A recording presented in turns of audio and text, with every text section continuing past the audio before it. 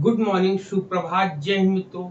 आप सभी का आपके ई शिक्षा संवाद जूम क्लासेस और यूट्यूब चैनल में स्वागत है, जिसमें हम लोग टारगेट लेकर चल रहे हैं। दिसंबर 2023 में जो एनटीए यूजी सेट का एग्जाम होने वाला है, उसमें हम लोग नेट जेआरएफ की तैयारी कर रहे हैं और हम लोग यूनिट 7 तक पहुंच चुके हैं, जिसमें हम लोग का सब्जेक्ट एजुकेशन सब्जेक्ट है। एजुकेशन सब्जेक्ट में हम लोग यूनिट 7 के सेक्शन डी पोर्शन को डिस्कस कर रहे हैं, जिसमें काफी चीजें हम लोगों ने डिस्कस कर ली हैं, ठीक ना। जिसमें हम लोगों ने काफी चीजों को डिस्कस कर लिया है।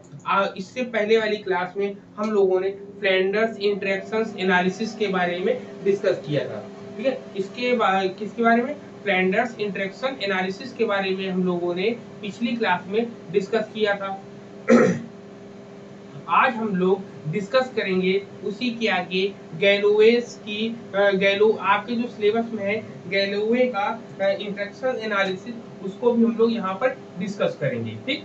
उसको भी हम लोग डिस्कस करेंगे। लेकिन ये गैलोवे का जो है निरीक्षण प्रणाली जो आई है, वो किसके आधार पर आई है?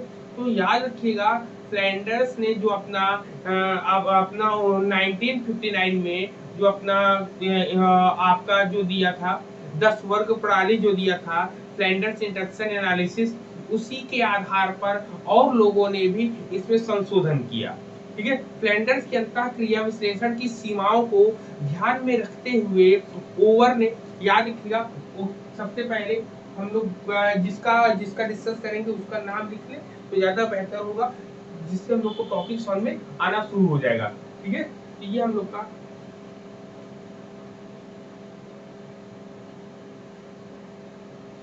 गैलोवेज सिस्टम, ठीक। गैलोवेज सिस्टम है, Galloway's system of interaction analysis, ठीक। Galloway's system of interaction analysis, ठीक है। तो यहाँ पे है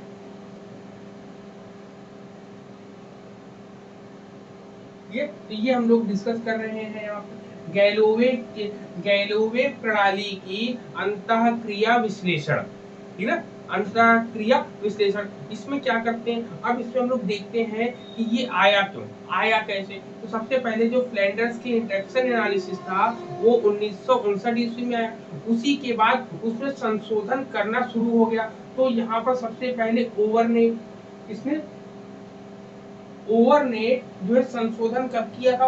ओवर ने संशोधन किया था 1968 ईस्वी में, ठीक है। 1968 ईस्वी में संशोधन करके क्या नाम दिया था? इन्होंने दिया था पारस्परिक वर्ग पद्धति। क्या दिया था? पारस्परिक वर्ग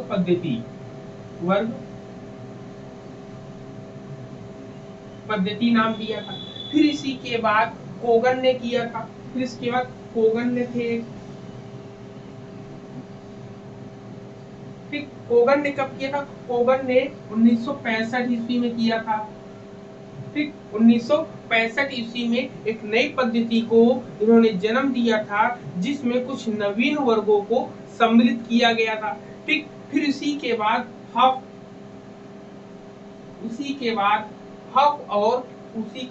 हफ और एमिडोन ने, हफ एवं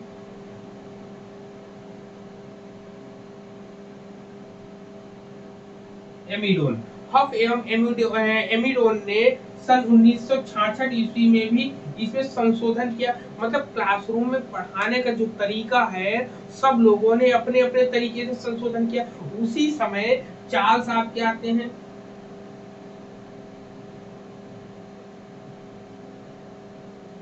ठीक। उसी समय आपको क्या आता है? चार्ल्स एम, ठीक। उसी समय क्या आता है? Charles M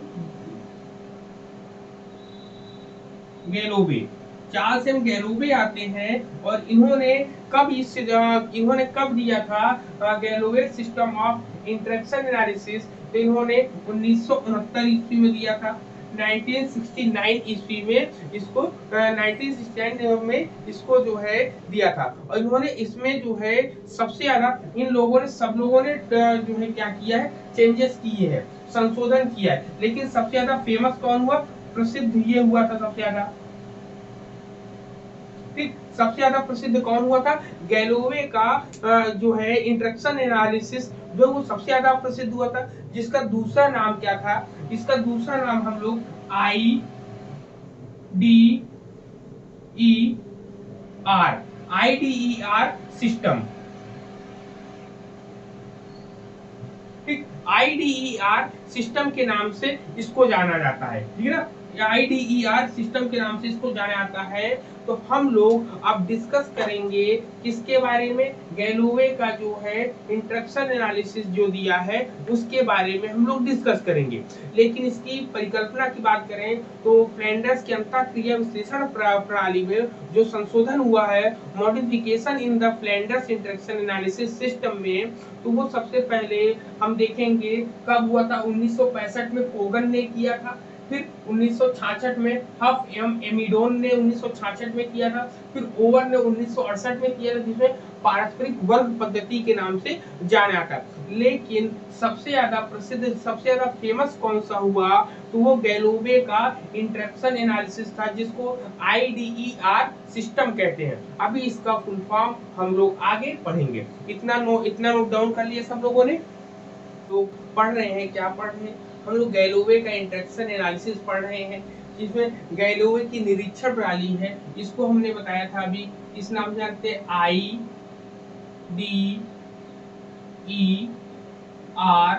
system.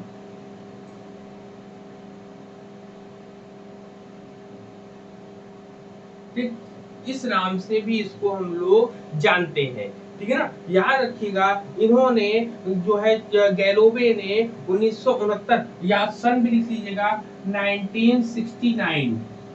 फिर 1969 में इन्होंने इस प्रणाली को विकसित किया था। गैलोवे ने अपने में सबसे महत्वपूर्ण चीजों को क्या माना था, इन्होंने जो है अपने सिद्धांत में या अपनी प्रणाली में शाब्दिक तथा अशाब्दिक दोनों ही प्रकार के शिक्षण व्यवहारों को मापने का मापन इस प्रणाली में प्रयोग किया। मतलब इन्होंने अपनी प्रणाली में क्या प्रयोग किया है, इन्होंने प्रयोग किया है, आप लिखेंगे प्रयोग किया गया, क्या किया गया है आपका, तो इसमें शाब्दिक जिसको वर्बल बोलते हैं, वही दूसरा जो है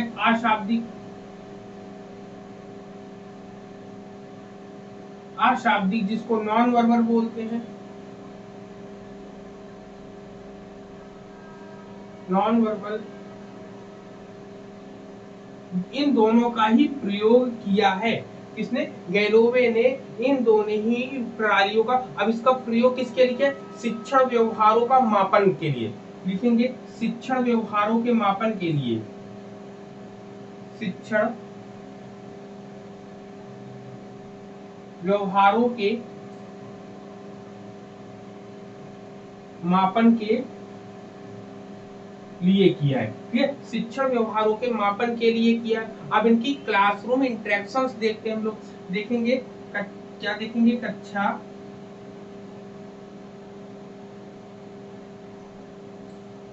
अंतःक्रिया,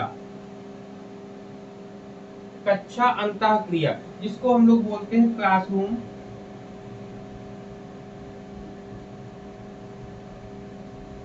क्लासरूम इंटरेक्शन।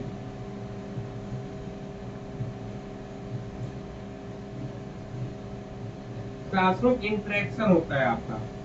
ठीक, क्लासरूम इंटरेक्शन है, इसको इन्होंने किस तरीके से विभाजित किया है ये हम लोग को समझना होगा। इन्होंने सबसे पहले इसको जो है दो भागों में डिवाइड किया है। ठीक, दो भाग कौन कौन से हैं, ये पहला होता है शाब्दिक अंतःक्रिया, दूसरा होता है अशाब्दिक अंतःक्रिया। पहला क्या है, शाब्दिक अंतःक्रिया,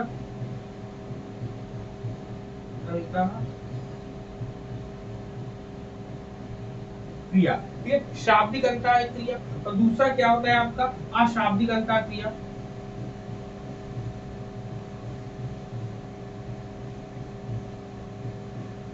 अशाब्दिक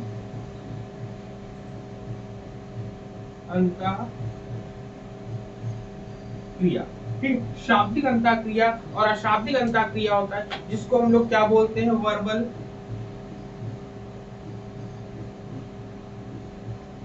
दिख रहा है।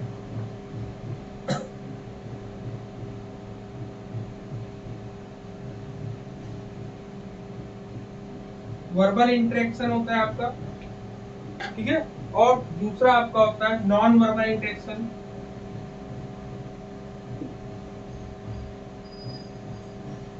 नॉन वर्बल इंटरेक्शन,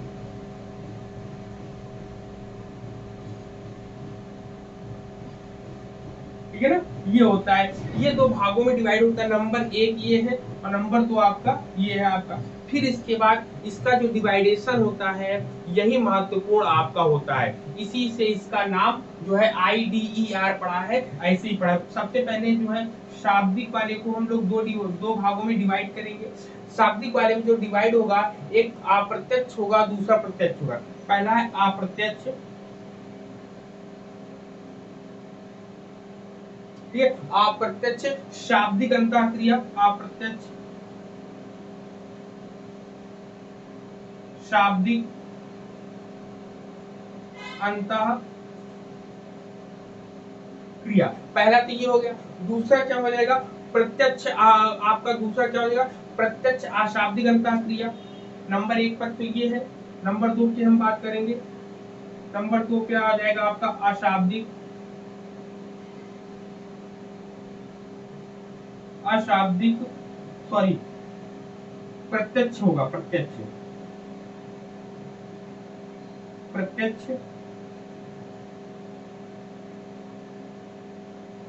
प्रत्यक्ष शाब्दिक होगा, प्रत्यक्ष शाब्दिक अंतः क्रिया, प्रत्यक्ष शाब्दिक अंतः क्रिया, ठीक है। प्रत्यक्ष शाब्दिक अंतः क्रिया। अब इसको जब इंग्लिश में आप लिखोगे तभी आपको ये चीजें आपको समझ में आ जाएगी। इसको बोलते हैं इनडायरेक्ट, क्या बोलते हैं, इनडायरेक्ट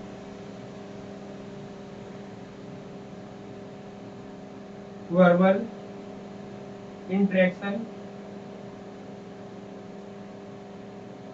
इंटरेक्शन होता है, वर्बल इंटरेक्शन होता है। दूसरा क्या होता है, direct verbal interaction, direct verbal interaction, ठीक, डायरेक्ट वर्बल इंटरेक्शन होता है। फिर इसके बाद हम बात करते हैं अशाब्दिक वाले में, तो ये भी जो है दो भागों में डिवाइड होता है। ये कौन से दो भाग में डिवाइड होता है, नंबर एक होता है आपका प्रोत्साहन होता है आपका, क्या होता है,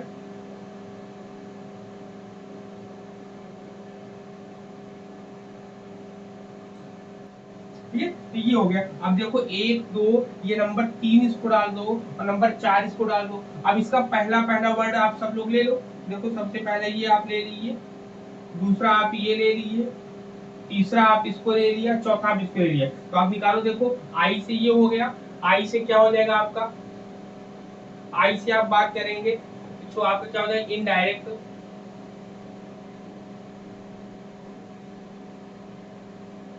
डी से क्या हो जाएगा, डायरेक्ट। ई से क्या हो जाएगा, इनकरेज।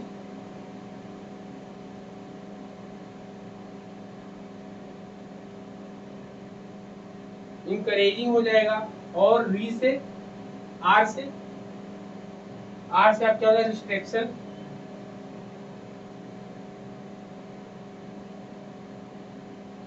रिस्ट्रिक्टिंग। तो ये आपका पूरा पूरा प्रणाली ये बनता है आपका। इसीलिए इसी आधार पे इसको जो है पूरी की पूरी कहानी इसी के आधार पे आपकी बनेगी। इसको नोट डाउन कर लें आप लोग। कहता है कि फ्लैंडर्स की और गैलोवे में क्या डिफरेंस है। तो फ्लैंडर्स ने 10 वर्ग प्रणाली के सिद्धांत को दिया था, जबकि गैलोवे ने 20 वर्ग प्रणाली सिद्धांत को दिया है। उन्होंने क्या दिया है, 20 वर्ग प्रणाली, 20 वर्ग प्रणाली, ठीक है, ये 20 वर्ग प्रणाली के आधार पर। दूसरा डिफरेंस क्या है, दूसरा अंतर इसमें है कि इन्होंने जो है कितने इसमें जो है उन्होंने फ्लैंडर्स ने जो है आपका वर्बल की बारे में बात करी है, और जबकि यहाँ पर वर्बल नॉन वर्बल दोनों की बात करी है। लिख लीजिएगा, फ्लैंडर ने शाब्दिक अंतःक्रिया के आधार पर अपनी प्रणाली को बताया है, जबकि गैलोवे ने शाब्दिक और अशाब्दिक दोनों ही प्रकारों का प्रयोग किया है शिक्षण व्यवहारों को जानने के लिए, ठीक है ना। दोनों फ्लैंडर्स ने शाब्दिक, इंग्लिश में लिखिएगा, वर्बल के आधार पर शिक्षण व्यवहारों को जानने या मापने की प्रणाली बनाई है, जबकि गैलोवे ने 20 वर्ग प्रणाली शाब्दिक तथा अशाब्दिक दोनों ही प्रकार के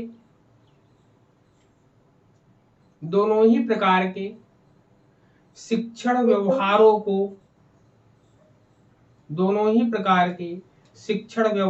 को मापने की प्रणाली बनाई है। अब इसमें यह ध्यान रखना है कि जो आप फ्लैंडर्स में देखते हैं कि वर्बल शाब्दिक रूप से जो टीचर बिहेव करता है उसको मापने को, उसको जानने का प्रयास करता है, जबकि इसमें वर्बल और नॉन वर्बल दोनों प्रकार के व्यवहारों को मापने या जानने का प्रयास किया जाता है, ठीक है ना। ठीक, अब इसमें बात होती है कि इन्होंने 20 वर्ग प्रणाली क्या क्या होगी ये भी जान लेना बहुत जरूरी है आपका ना। 20 वर्ग प्रणाली आपका क्या क्या होगा, तो 20 वर्ग प्रणाली में आपका डायरेक्ट वर्बल जो है, वर्बल कैटेगरी, वो जैसे का तैसा जो है, जैसा उन्होंने माना था, फ्लैंडर्स ने माना था, सेम डिट्टो वैसा ही उन्होंने माना हुआ है, ठीक है ना, वैसा ही उन्होंने माना हुआ है। जैसे अब इनके हम बात करेंगे कि अगर इन्होंने अप्रत्यक्ष, मतलब पहला अगर सेक्शन ए और बी में डालेंगे तो अप्रत्यक्ष और प्रत्यक्ष, ठीक, अप्रत्यक्ष और प्रत्यक्ष शाब्दिक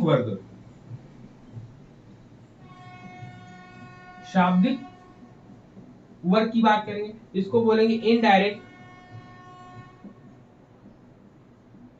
डायरेक्ट,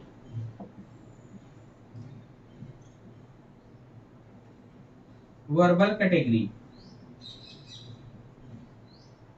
ठीक। ये कितनी है टोटल, ये जो है 10, इसमें 10 भाग होते हैं, इसमें 10 भाग या 10 घटक होते हैं, 10 घटक, ठीक है, 10 भाग होते हैं। अब इसमें कौन आएगा, इसमें फ्लैंडर्स ने जितने आपके 10 कैटेगरी इसमें लिखेंगे, इसमें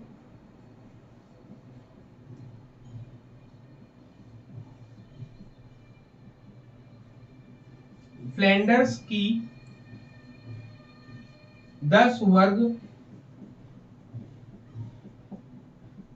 प्रणाली आती है। अब यहाँ पे फ्लैंडर्स की जो 10 नंबर एक पर क्या है, छात्रों की भावनाओं को स्वीकार करना। दूसरे नंबर पे हम बात करेंगे, दूसरे नंबर पे आपका क्या है, प्रोत्साहन है आपका। तीसरे नंबर पे हम लोग बात करेंगे क्या है, छात्रों को प्रदर्शित विचारों का प्रयोग करना, यहाँ पर विचारों का प्रयोग करना। चौथे नंबर पे होता है प्रश्न पूछना। फिर 5वें नंबर पर है आपका, 5वें नंबर पे क्या आता है, व्याख्यान। फिर 6 नंबर पे बात करेंगे, 6 नंबर पे आपका क्या आ जाएगा, 6 नंबर पे निर्देश प्रदान करना या निर्देशन देना। फिर इसी के बाद 7 नंबर पे बात करेंगे, 7 नंबर पे क्या बताया था मैंने, आलोचना तथा अधिकार प्रदर्शन करना। 8वें नंबर पे आपका क्या आएगा, 8वें नंबर पर आएगा छात्र अनुक्रिया आएगी आपकी। 9 नंबर पे मैंने आपको बताया था क्या, छात्र शोभक्रम आएगा आपका। 10वें नंबर पे क्या बताया था, शांति या भ्रम।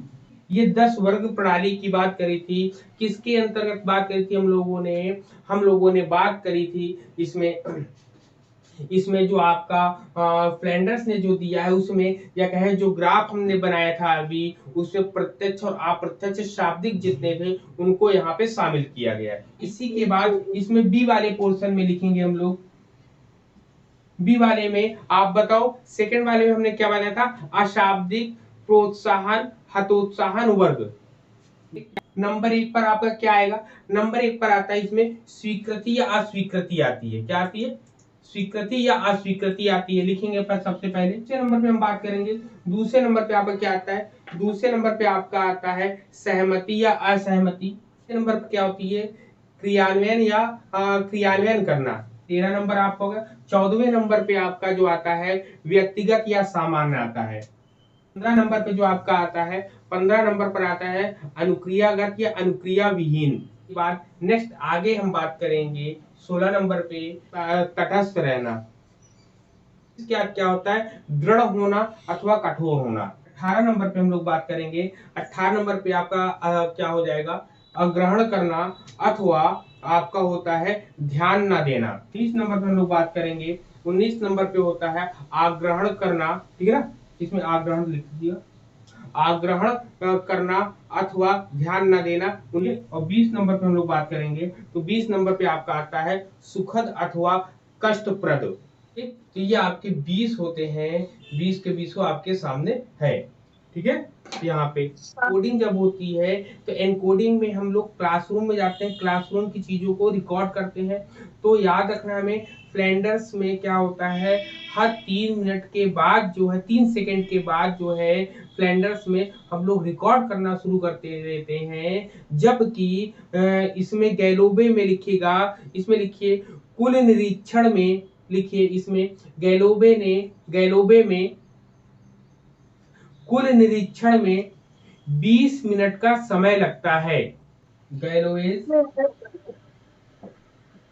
सिस्टम में कुल 20 मिनट का समय लगता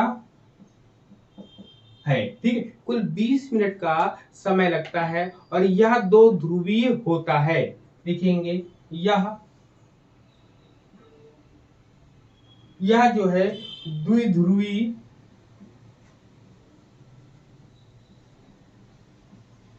दो ध्रुवी, जिसको बाईपोलर बोलते हैं। क्या बोलते हैं? By polar. ठीक है, बाईपोलर होता है, दो ध्रुवीय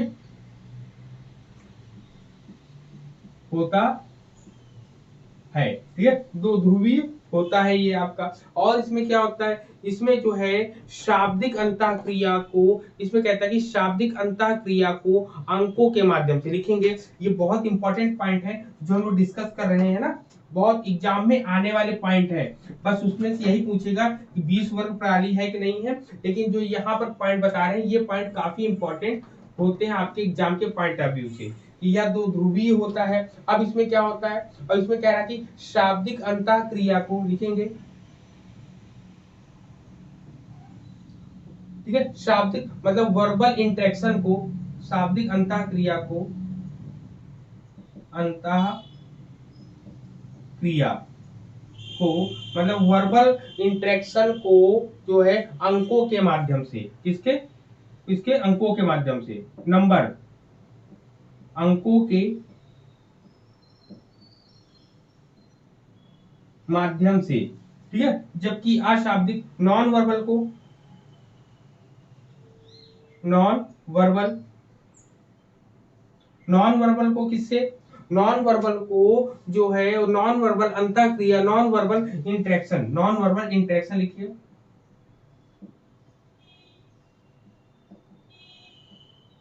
नॉन वर्बल जो इंटरेक्शन है और अशाब्दिक अंतःक्रिया जो है, इसका जो है इसका अंकन जो है विराम एवं पटरी रेखा के चिन्हों द्वारा किया जाता है। विराम अंकन, फुल स्टॉप जिसको बोलते हैं, इसको लिखेंगे।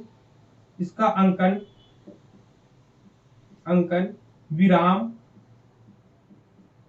विराम का मतलब समझते हैं? पूर्ण विराम, जिसमें आपने देखा होगा फुल स्टॉप, ऐसे एक लाइन खींच के फुल स्टॉप होता है ना, ये विराम होता है, इसको फुल स्टॉप बोलते हैं। एवं पटरी रेखा, एवं पटरी रेखा, स्ट्रेट लाइन जो होती है उसमें ऐसे ये एक लाइन खींच दिया ना, ये होता है, ये स्ट्रेट लाइन इन चिन्हों के द्वारा प्रदर्शित किया जाता है। इन चिन्हों के द्वारा प्रदर्शित किया जाता है। ठीक है, इन चिन्हों के द्वारा इनको प्रदर्शित किया जाता है कि इनके सिस्टम को 20x20 कैटेगरी वाली सिस्टम भी कहा जाता है।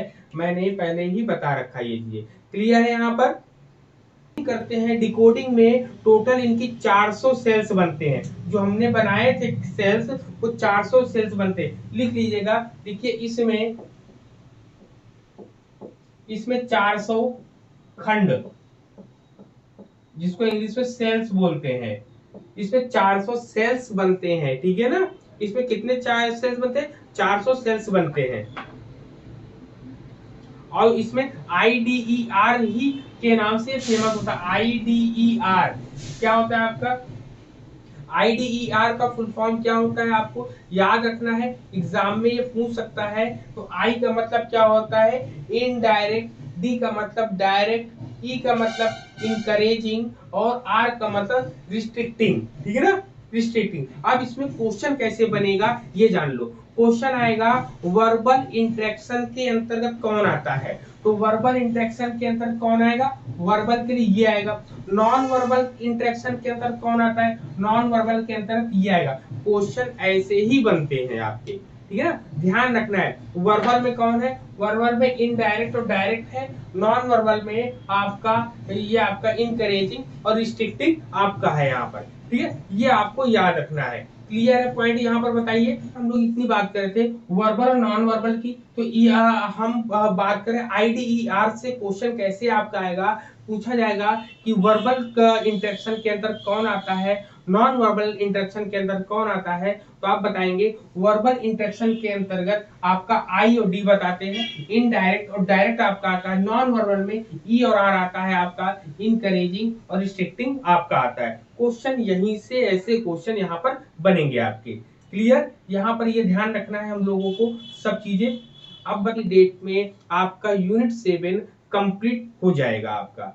ठीक है, कल की डेट में आपका यूनिट 7 पूरी तरह से कंप्लीट हो जाएगा। फिर हम लोग नेक्स्ट यूनिट की तरफ चलेंगे। क्लास हम लोग यहीं तक करते हैं, नेक्स्ट वीडियो मिलेंगे। तब तक के लिए सभी को जय हिंद। जय हिंद।